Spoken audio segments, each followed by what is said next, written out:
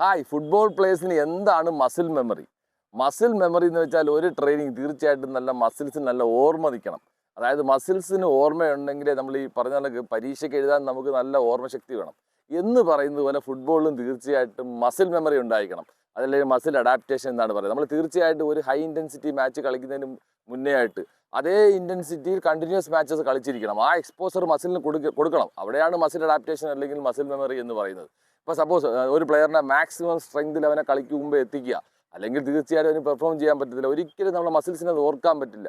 ഫുട്ബോളിൽ നമ്മൾ ചെയ്യേണ്ടതെന്ന് വെച്ചാൽ ഫുട്ബോൾ ട്രെയിനിങ് എന്ന് വെച്ചാൽ നമ്മൾ മസിൽസിന് നല്ല ഓർമ്മകൾ, നമ്മൾ എന്താണോ ട്രെയിൻ ചെയ്ത് അല്ലെങ്കിൽ ഗ്രൗണ്ടിൽ എന്താണോ പെർഫോം ചെയ്യേണ്ടത് അതേ ഓർമ്മകൾ മസിൽസിന് റിക്കവർ ചെയ്യാൻ, മെമ്മറി ആയിട്ട് റീകളക്ട് ചെയ്യാൻ പറ്റണം.